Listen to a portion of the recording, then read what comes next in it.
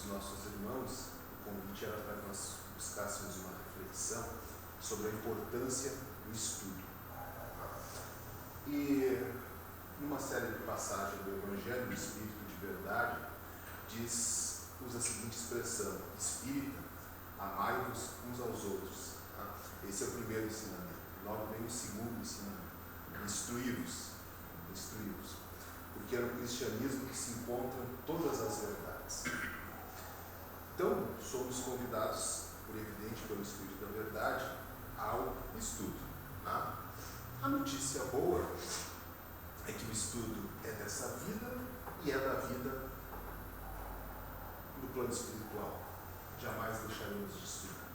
Então, aqueles que são meio resistentes, meio rebeldes assim, ao estudo, já se preparam. E se aqui a gente ainda consegue enganar, né? Eu estou lendo, estou estudando, mas no plano espiritual não vai ser possível, nós vamos ter que estudar também. Então, temos a oportunidade de iniciar aqui essa atividade do estudo. Estudar é um verbo, né? Como todo verbo, demanda ação, demanda nós querermos fazer, nós queremos colocar em prática, nós queremos aprender, nós termos vontade, nós termos dedicação de estudar, de aprender. E por que isso?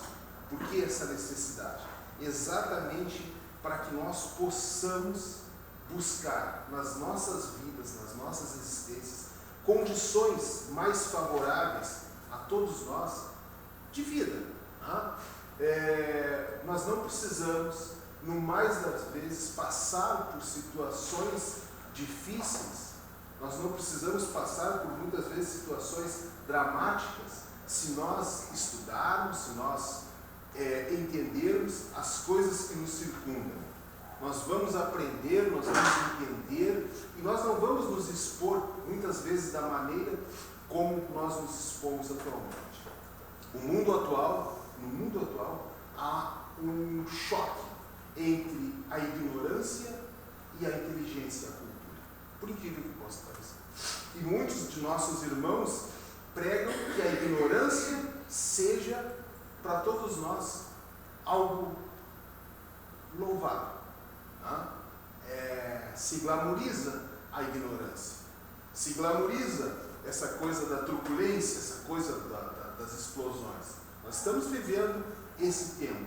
Então, quando nós nos defrontamos com essa realidade, nós precisamos buscar o estudo, buscar o conhecimento para enfrentar e para sair de tantas dessas situações que muitas vezes são embaraçosas para todos nós. E aqui nós estamos falamos pela internet também, não só para os espíritas, não só para aqueles que são simpatizantes da doutrina, ou estudantes, ou trabalhadores, mas para todos os segmentos religiosos, para todas as pessoas, para que cada um possa usufruir, usar a sua religião da melhor maneira possível. O que serve a nós outros virmos às sextas-feiras aqui no Centro Espírita, tomar o nosso passe, levar a água fluida, ou fazer um atendimento fraterno, se nós não entendemos, não conhecemos absolutamente nada do Espiritismo?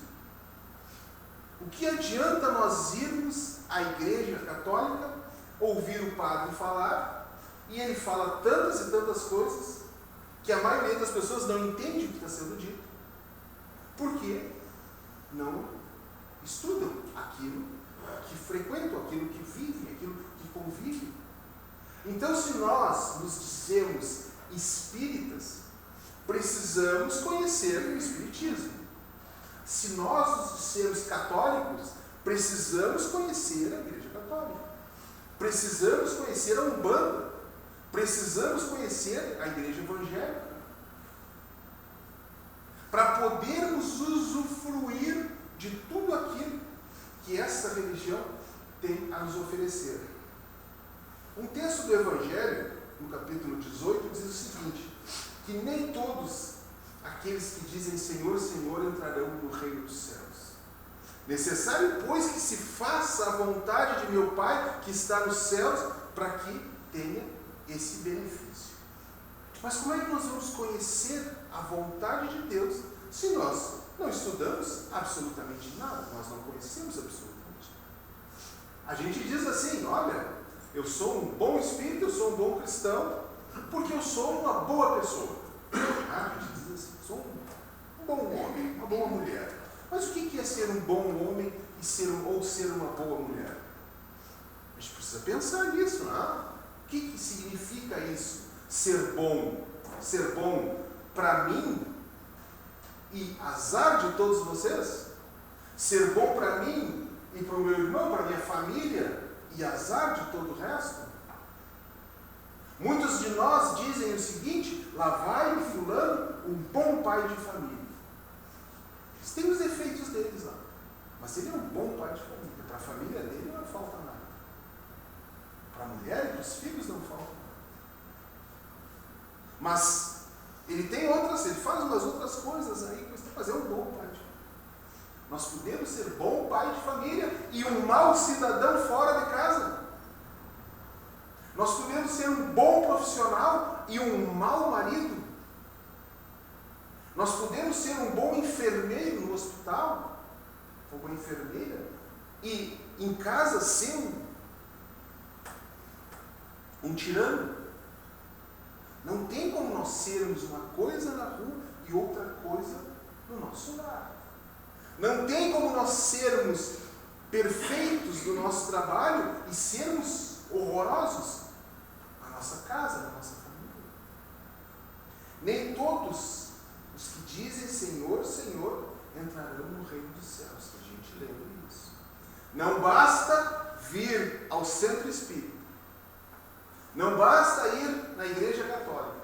Eu vou aproveitar e fazer um kit completo.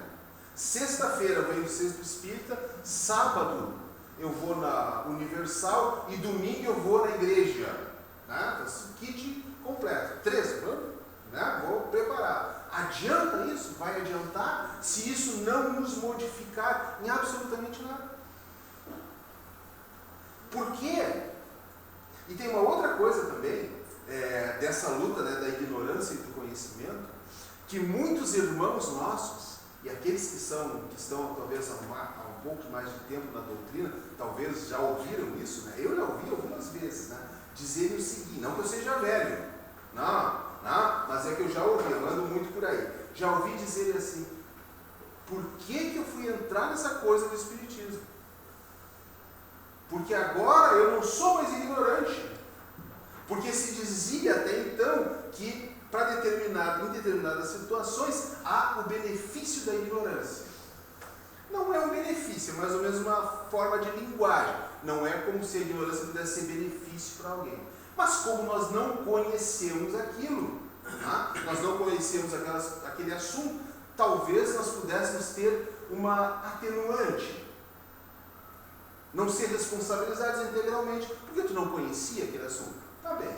Né? Mas eu vou dizer o seguinte: a ignorância não nos torna isentos da responsabilidade por tudo que nós fizemos. Por quê? As leis de Deus, a lei natural, e aí é uma outra coisa já para a gente estudar, né? O que é uma lei natural? As leis naturais, estas já vêm inscritas em nós quando nascemos, quando renascemos. Cada um de nós tem um anjo guardião. Olha, mais um tema para nós estudar. Quem são os nossos anjos guardiões? Qual a função do anjo guardião? Coisas que nós precisamos saber. Nós temos um anjo guardião. E esse anjo guardião tem por atividade precípua nos alertar sempre de que determinada coisa que nós estamos fazendo é errada. Acabou a nossa ignorância, então, porque nós não sabíamos, nós estamos sabendo a partir de agora. Tudo que nós fizermos errado, o nosso anjo guardião diz assim: não faça. Porque essa é a função do anjo guardião. Logo, nós não somos ignorantes de absolutamente nada do que nós fizemos. Nada. Tudo que nós fizemos de errado, fizemos porque queremos pelo nosso livre-arbítrio, pela nossa vontade. Logo, a ignorância não nos tornará isentos de absolutamente nada. Mas estamos aqui. Quem é o fundador da religião católica, evangélica, espírita? Qual o fundamento da sua religião? A gente sabe isso. Qual o fundamento do espiritismo? A gente sabe quem foi a pessoa, o sujeito que organizou, quem deu as bases do espiritismo. A gente sabe por que no espiritismo se aplica passe. E o passe se aplica impondo as mãos. Não é tocando na cabeça da pessoa, é simplesmente impondo as mãos. Por que se faz isso? A gente já pensou por que na Igreja Católica as pessoas tomam hóstia? Por que na Igreja Evangélica as pessoas têm que se batizar na água? Por que existem religiões que têm oferendas, que sacrificam animais? Só estudando nós vamos conhecer essas circunstâncias, esses elementos. Só estudando. Então, se nós estudarmos o Espiritismo, nós vamos aproveitar tudo de maravilhoso que a doutrina pode oferecer. O Espiritismo foi criado como uma doutrina, mas os espíritos existem muito antes do Kardec sentar lá e começar a trabalhar nisso. Desde sempre existem espíritos. Desde sempre existiu na história da humanidade homens e mulheres chamados bruxos, místicos, oráculos, enfim, pitonisas, são nomes variados, que recebiam supostamente orientação de Deus ou dos deuses para poder orientar as pessoas.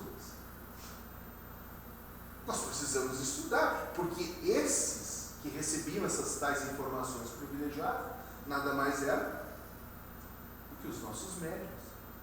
Detinham mediunidade. Ou conheciam o mecanismo da mediunidade e exploravam isso. E eu era lá um sacerdote. Aí, quando eu envelhecia, eu passava para o meu filho, o André, tudo o que eu... Então, eu de sacerdote, o André herdava meu dom lá, a minha capacidade. Assim, algumas criaturas chamadas iniciados detinham esse poder e esse conhecimento. Aí o Kardec veio trazer as luzes definitivas do conhecimento para dizer que isso não é uma realidade.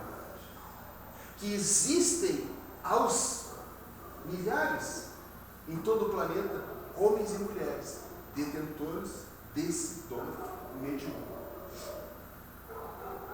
E é exatamente o século XIX que traz essa luz que vai iluminar o planeta, que vai dar um salto de inteligência, de conhecimento, de tudo. Nesse século XIX, veio à Terra dois homens extraordinários. Né? Um é o Kardec, e o outro é Charles Darwin. O Kardec nascido em 1804, Darwin em 1809. Eles são contemporâneos. Viveram a mesma época, o mesmo período.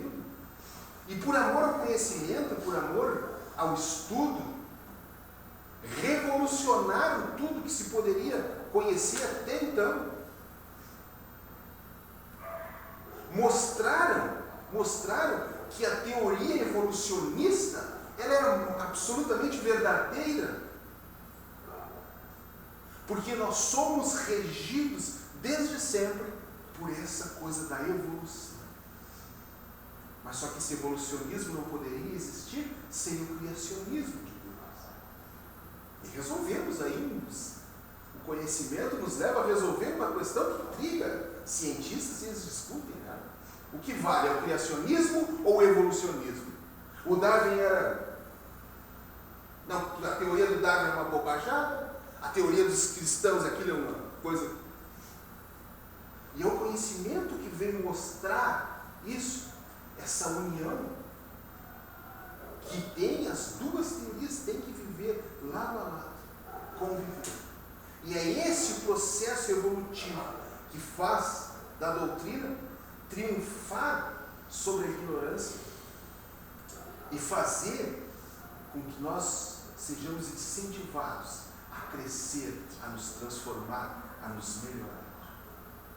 A doutrina também vai mostrar que nós vivemos 3 revelações divinas. Tá? A primeira revelação vinda por Moisés, um homem exemplar do ponto de vista moral, exemplar, que trouxe à humanidade o decálogo, os 10 mandamentos.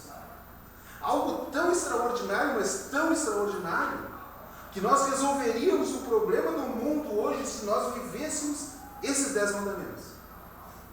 Resolveria tudo. Tudo estaria resolvido assim, com uma absoluta serenidade se nós vivêssemos esses 10 mandamentos. Mas ele fala de um Deus vingativo, que pune, que castiga. O mundo evolui e chegamos à segunda revelação, que vem com Jesus Cristo, o próprio Jesus. Já para uma humanidade mais humanizada, desculpa o trocadilho, mas homens melhores, homens no sentido de seres humanos melhores, um pouco melhores, vem falar, vem mostrar o amor, vem trazer as lições, a lição, uma das lições maiores da filosofia antiga: não faça para o outro o que não quer ser para ti. Ama a Deus sobre todas as coisas e ao próximo como a ti mesmo. Todas as lições dos profetas estão contidas nessas máximas. Jesus Cristo, igualmente, mostrando uma conduta moral irrefutável, inquestionável, acima de qualquer suspeita. Porque se pode falar qualquer coisa de Jesus, mas não se pode atacar a sua moral. Não se pode atacar a sua condição, a forma com que viveu. Ele era tão justo, mas tão justo, que quando lhe questionaram sobre os impostos, se deveriam pagar impostos, se eles deveriam pagar impostos, ele diz: dê a César o que é de César e a Deus o que é de Deus. Ou seja, vai lá e paga o imposto do que é o imposto dele. Se questionar nosso país aqui, um dos maiores países católicos cristãos do mundo, né? Certamente os que sonegam imposto são muitos. São muitos. E nós seguimos Jesus, mas sonegamos. Eu não vou declarar tudo que eu ganhei também, porque muita coisa, esse governo também não vale nada. Esse governo não faz nada com dinheiro, é só para gastar. Já era essa mesma visão que os judeus tinham lá. E Jesus vem quebrar isso, vem derrubar. A terceira revelação é, na realidade, o Espiritismo, trazido pela mão de Allan Kardec, outro homem de moral inatacável sobre qualquer aspecto que se possa imaginar. Explicou as parábolas, explicou as passagens morais, trouxe a ciência, trouxe a filosofia, mostrando que o Espiritismo, muito mais do que uma religião, e aí nós vamos entrar num outro ponto da doutrina, né, que como diz Emmanuel, um triângulo das forças espirituais: ciência, filosofia e religião, unidos num único propósito: a melhoria do planeta, o crescimento, a evolução do nosso planeta. A ciência, e ciência é tudo aquilo que é organizado, né, com método, com experimentação. A ciência do Espiritismo está marcante, por exemplo, na lei de ação e reação. A lei de ação e reação, uma lei da física, a terceira lei da física de Newton, a terceira lei de Newton, é uma lei divulgada no Espiritismo,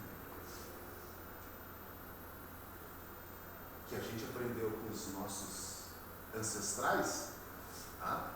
Que nos ensinaram o seguinte: não faça para o outro nada de mal, porque o que tu fizeres para o outro retornará em dobro para ti.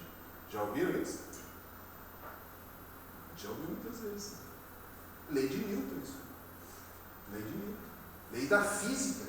A gente fala em ciência, fala em átomo fala em molécula, fala em matéria, fala em magnetismo, fala em eletricidade, fala em fluidos, fala em gases. Ciência. Ciência que nós vamos encontrar também na lei de semelhança. A lei de semelhança. Os semelhantes se atraem, os que não são semelhantes se afastam. A filosofia, uma outra face do Espiritismo, é aquela que convida o homem ao conhecimento, a se autoconhecer, a se melhorar, a se transformar. Busca o ensinamento da filosofia, do Espiritismo, a fé raciocinada. Que a nossa fé seja inabalável, mas que ela seja raciocinada. Se nos pedirem aqui, o dirigente da nossa tarefa, pedir para nós nos ajoelharmos para fazer a oração de encerramento, ele estaria correto ou não?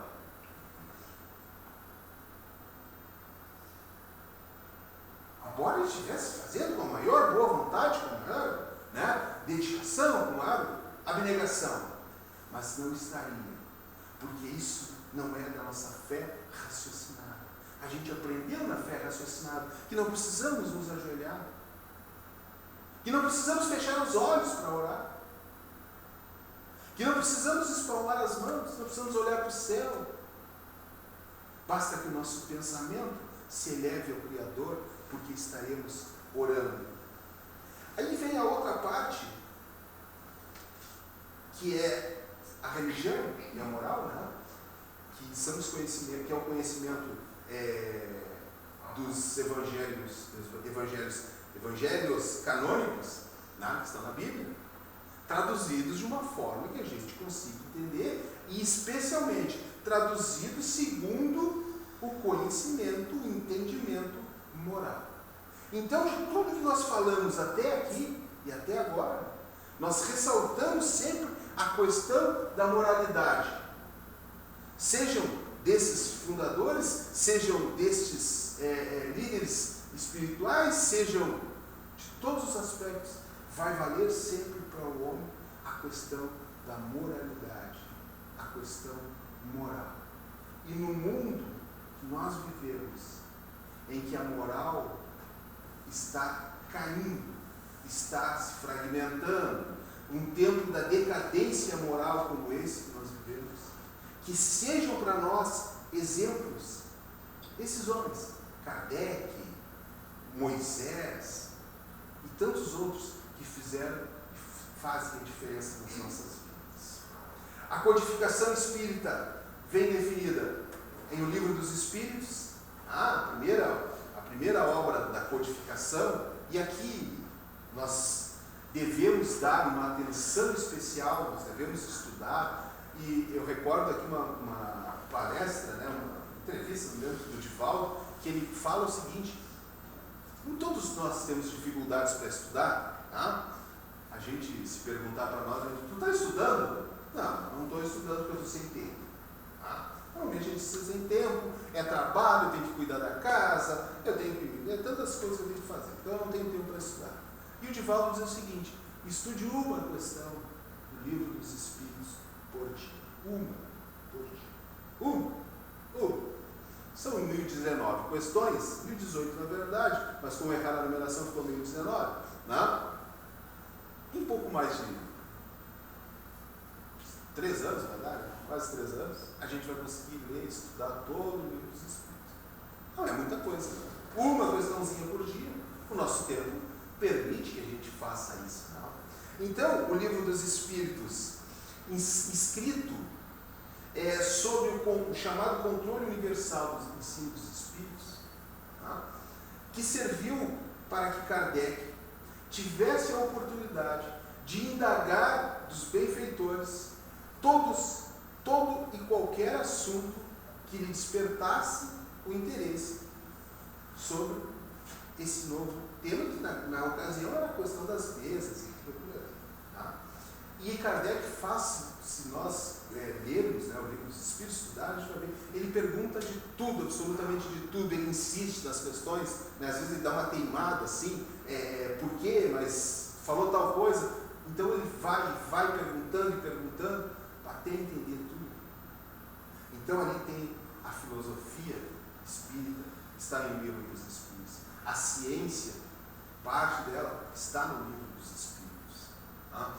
E o controle desse universal do ensino dos Espíritos é interessante a gente falar sobre isso, porque significou o seguinte, que as perguntas e as respostas, as perguntas feitas por Kardec, eram encaminhadas para diversos lugares, para fontes diferentes, e as respostas vinham a mesma resposta de todos os lugares. Então tinha perguntas para o Rio de Janeiro, e olha que nós estamos falando em 1857, 56, 55. Tá? Era uma época, não é como hoje, né? Hoje a gente pode mandar por e-mail, né? Tem resposta de tudo quanto é canto, mas naquela época era mais complicado. Então, leva-se a certeza o seguinte: um homem poderia se enganar, 2 homens poderiam se enganar, 10 homens, 1000 homens poderiam se enganar, mas centenas de homens espalhados por toda parte, por todo o planeta, não iriam se enganar. Então as respostas que vinham sempre eram as mesmas. As médiuns utilizadas por Kardec naquela ocasião eram meninas de tenra idade, que não tinham suspeita, que não levantavam suspeita alguma para a credibilidade das mensagens que elas passavam. Médium bom é aquele médium que é fiel às comunicações, é aquele que não atrapalha as comunicações. Isso é estudo. É aquele que não se intromete nas comunicações dos espíritos. E muitas vezes, né, hoje a gente ouve em alguns lugares, a gente ouve falar que o livro dos Espíritos estaria defasado, estaria ultrapassado, que precisaria uma atualização. Em primeiro lugar, que isso não é verdade, porque se o fosse, esse controle universal do ensino dos Espíritos nos mostra que essa era uma orientação que viria de todos os cantos, e até hoje não veio. Esse é o primeiro motivo, mais evidente. O segundo é que nós não conseguimos viver sequer o livro dos Espíritos. Não conseguimos entender e vivenciar isso. Nós não conseguimos entender as leis morais. Nós não conseguimos entender o código penal da vida futura. Nós não conseguimos entender e aceitar que exista uma vida futura. Nós temos dificuldades de aceitar que existam espíritos à nossa volta e que os espíritos influenciam na nossa vida. Os espíritos se intrometem nos nossos assuntos. Nós não conseguimos aceitar.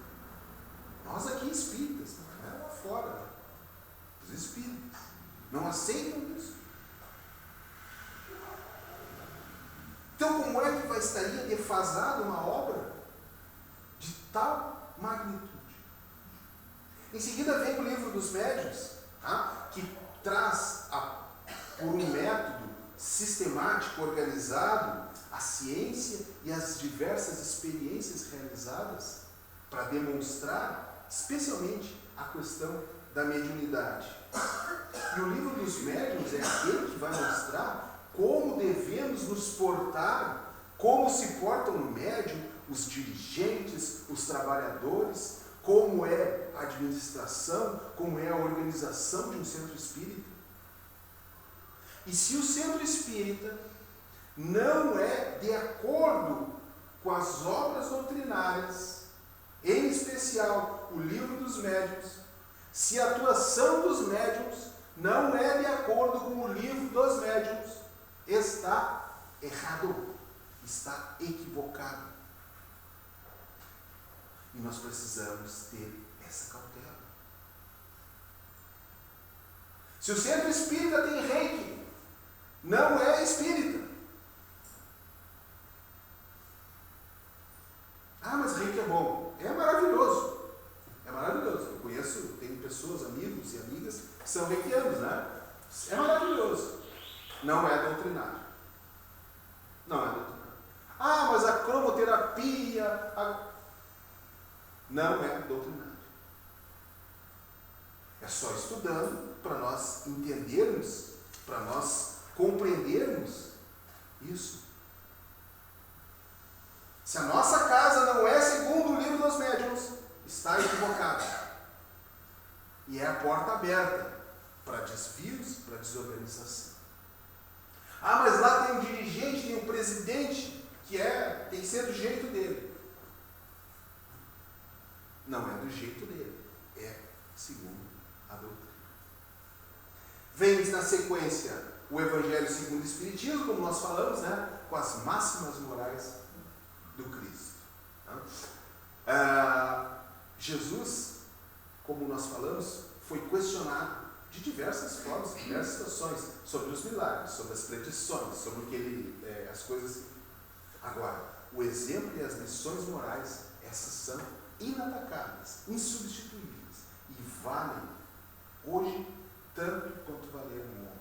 E valerão nessa nova era que se inicia e será a base para esse novo mundo que nós estamos começando. A moral de Jesus é única. É única. Não há o que se questionar, não há o que se duvidar, não há o que se atacar. Vem a obra O Céu e o Inferno, onde Kardec, na primeira parte, faz um estudo crítico da doutrina católica, e na segunda parte, que é muito legal, até é bacana da gente ler, que são diversas comunicações de desencarnados. Nas mais diversas categorias de espíritos, a gente vai encontrar lá no Céu e o Inferno. Muito bacana mesmo. Conta a história de um rapaz que a noiva faleceu. Eles eram apaixonadíssimos, assim, apaixonados, né? E a noiva faleceu, e ele, entendendo que se ele morresse também, ele iria ficar junto com a noiva, ele se suicida. Né? E ficam, então, conta que na lápide, assim, no cemitério, ela está de um lado e ele está do outro. Não, os dois combinam de se suicidar para ficarem para a eternidade juntos. Tá?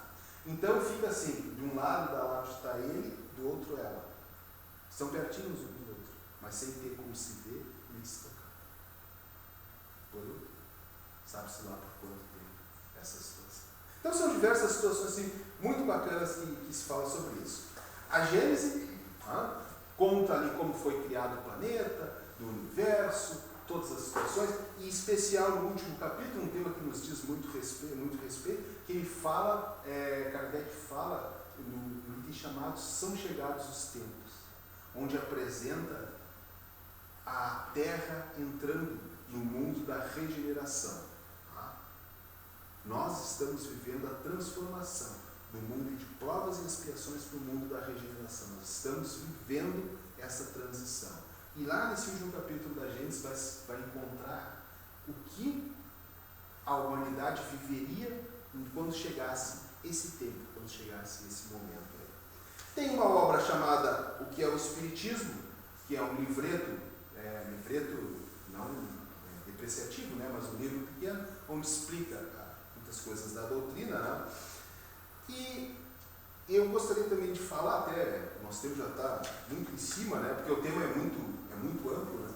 Eu gostaria de fazer um pequeno comentário a respeito do Auto de Fé de Barcelona. Né? Que um livreiro de Barcelona encomendou de Kardec uma série de publicações espíritas. Foram alguns livros, uma revista espírita, um material considerável. E o bispo de Barcelona, então, sabendo disso aí, decidiu apreender toda aquela carga gráfica, todos aqueles livros, todo aquele material. E em outubro de 1861 ele fez um auto de fé de Barcelona.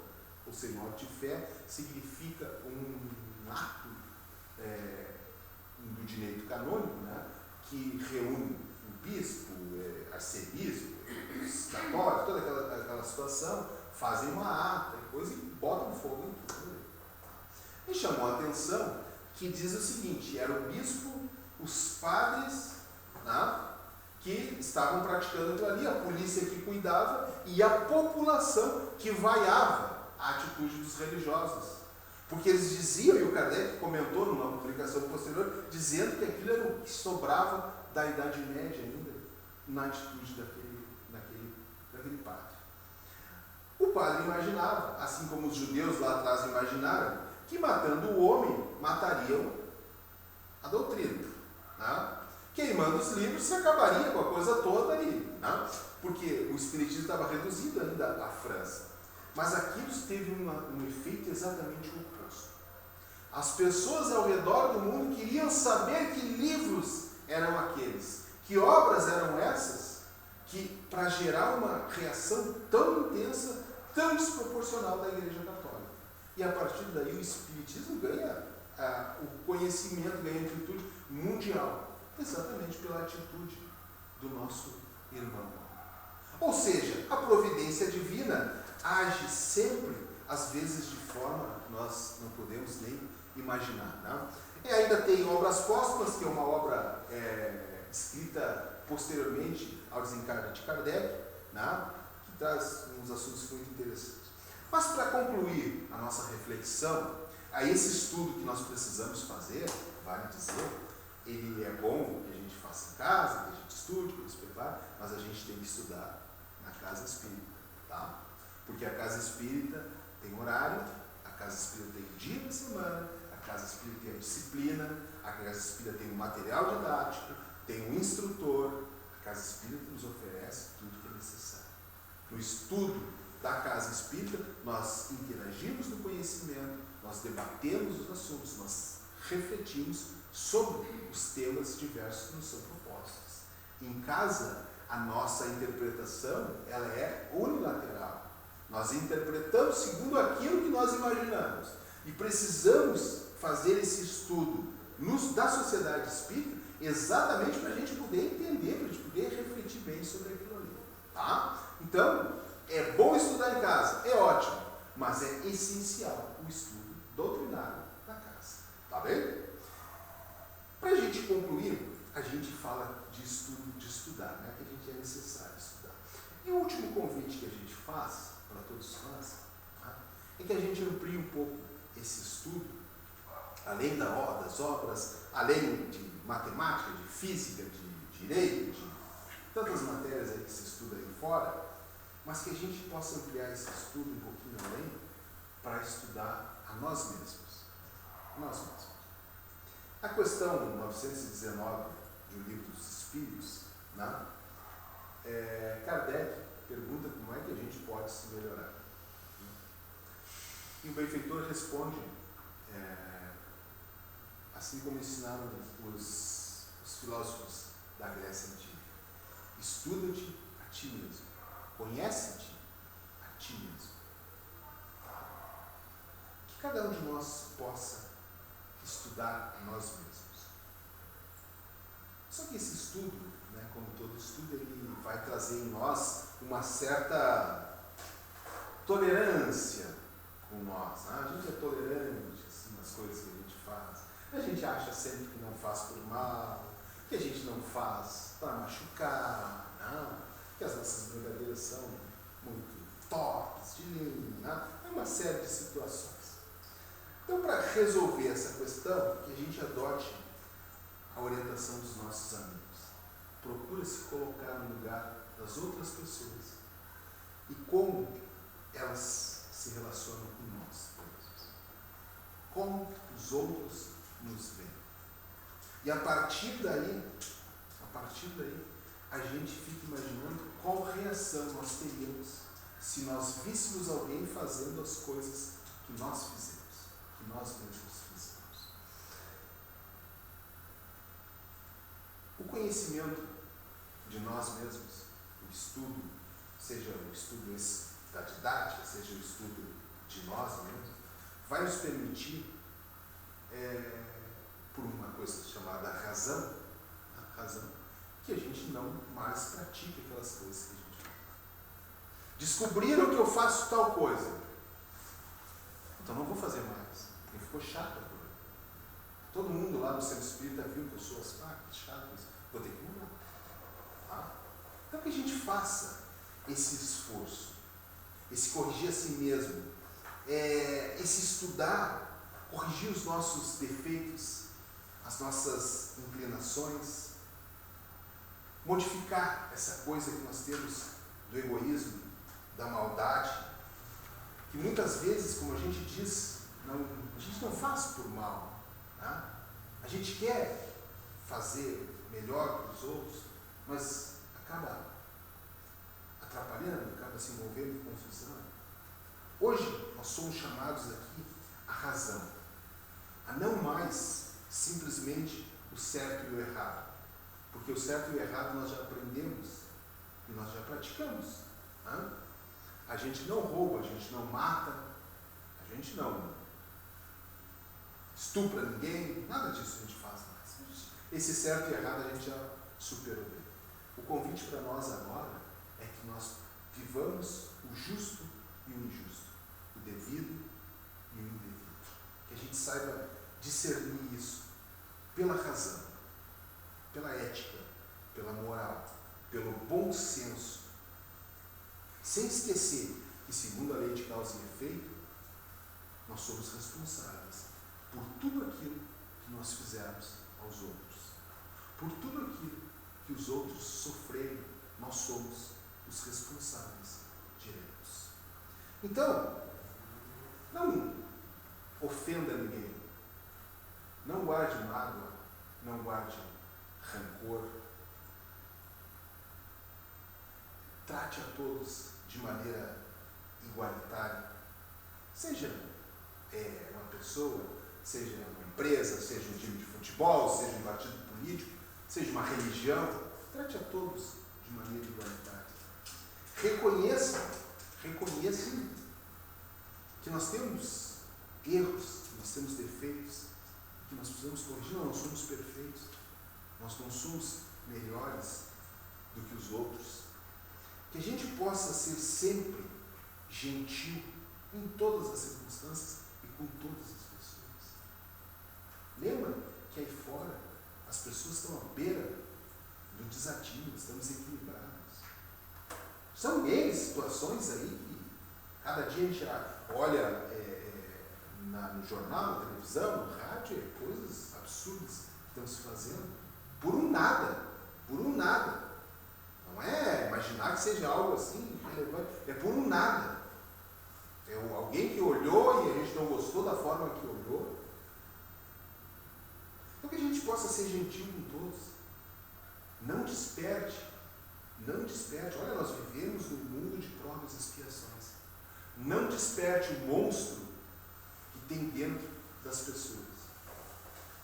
Às vezes a gente não vai conseguir conter. Às vezes o cara é quieto, porque ele precisa ser quieto, ele está contido ali. Deixa. Contenha a irritação, contenha as explosões, por esse mesmo motivo. Seja fraterno, seja solidário, não aceite provocações, não brigue. E em todas as circunstâncias, em tudo aquilo que fizeres, em tudo, procura sempre se colocar no lugar do outro. Procura se colocar no lugar do outro. E se fizessem aquilo contigo, qual a reação tu terias? Tu gostaria daquilo? Ou tu não gostaria? Se tu chegou à conclusão que tu não gostaria daquilo, não faça.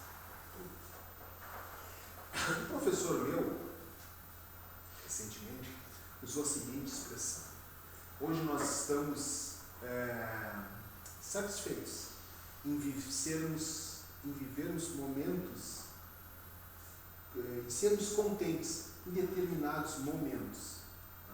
Em determinados momentos a gente está contente. Que a gente deixe definitivamente isso. Que a gente possa, a partir de agora, buscar a verdadeira felicidade, a nossa realização. Não importa quantos anos nós temos, não importa a nossa condição. Estamos no lugar que tínhamos que estar, na condição que temos que estar. Não? E colheremos os frutos dessa existência. Então que a gente já comece a plantar, desde agora, os frutos doces que nós queremos colher. E definitivamente possamos ser pessoas realizadas. Obrigado. Conhecereis a verdade e a verdade vos libertará. E a verdade mesmo é que quanto mais a gente sabe, mais fácil fica a nossa vida, mais livres nós somos, tudo se torna melhor, mais agradável, mais suave. Mas nós somos muito incomodados, pessoal. Por isso que muitas vezes a gente vê a tecnologia, o mundo crescendo, avançando cada vez com mais rapidez, e a gente tem a impressão que não consegue acompanhar, porque nós somos muito devagar. Nós nos acomodamos, nos assustamos e tudo vai à nossa frente. Então, o momento é de apurar o passo. Aí o que o nosso irmão falou é uma matéria importantíssima para a gente refletir, levar para a gente analisar, pensar um pouquinho, porque nós não estamos aqui a passeio. Isso aqui não é brincadeira, não. É difícil e a gente tem que se mexer, senão a gente acaba ficando para trás. Vamos então mais uma vez elevar os nossos pensamentos ao mais alto. Agora, para agradecer a oportunidade de aqui estarmos reunidos em nome do Pai, participando deste banquete espiritual. Gratidão, Pai, por tudo aquilo que recebemos nesta noite. Que possamos refletir, analisar e ao menos tentar colocar em prática esses ensinamentos valiosos. A certeza de que os benfeitores espirituais nos fazem companhia, nós vamos de imediato pedir a esses irmãos pelos nossos lares. E vamos pedir a eles para nos acompanhar até as nossas residências. Lá vamos entrar pela porta principal e percorrer todas as dependências da nossa casa. Pois neste instante, eles estarão higienizando o nosso refúgio familiar, retirando todas as energias negativas, levando aqueles que lá ficaram as vibrações de paz, de harmonia, e que nós, quando chegarmos no retorno aos nossos lares, vamos sentir a paz, o bem-estar que já se instalou no nosso lar. Por estas bênçãos, Pai, a nossa gratidão. Retornamos agora à casa de Monte Alvero e vamos pedir pelos nossos irmãos que não estão presentes, também por aqueles que nos ouvem através da internet, que todos, nesse momento, sejam beneficiados com estas energias que nos envolvem nesse instante. Vamos pedir também por aqueles que nos antecederam no regresso à pátria espiritual, nossos familiares, parentes, amigos, que todos recebam o nosso abraço carinhoso, a nossa saudade, mas que o Pai, na sua infinita bondade, dê a eles as condições necessárias para seguir em frente, porque a vida continua. Gratidão por tudo isso, Pai, e te pedimos também, como sempre fizemos nesse momento, pelo nosso departamento de evangelização, porque esta casa tem uma preocupação muito grande com as crianças, os nossos pequeninos, seus pais, suas mães, por sabermos das dificuldades físicas e espirituais que eles enfrentam nesta etapa da sua jornada evolutiva. Por isso, rogamos o amparo e a proteção para esses irmãos, para que eles tenham forças, coragem e determinação para superar as suas dificuldades. Na certeza de contarmos com a presença divina, nós vamos agora conceder aos irmãos alguns instantes de meditação íntima, onde cada um irá conversar com os benfeitores. E tenham a certeza, aí estão, carinhosamente, nos escutando, nos envolvendo em vibrações elevadas.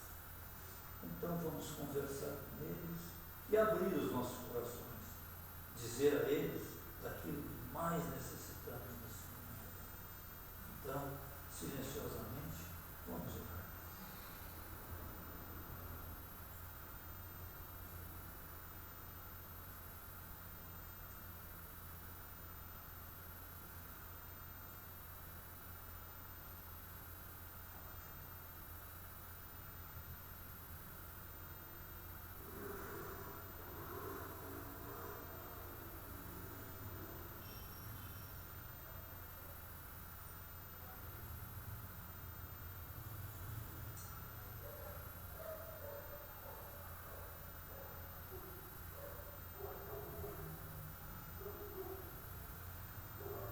Assim, meus irmãos, com a certeza de termos recebido as nossas necessidades, nossos corações cheios de gratidão por estarmos participando desse momento tão elevado, rogamos ainda ao Pai para que, ao retornar aos nossos lares, possamos ir em segurança, com a certeza de que os benfeitores estão sempre ao nosso lado, nos amparando, nos assistindo e nos dando todas as condições para seguirmos a nossa caminhada.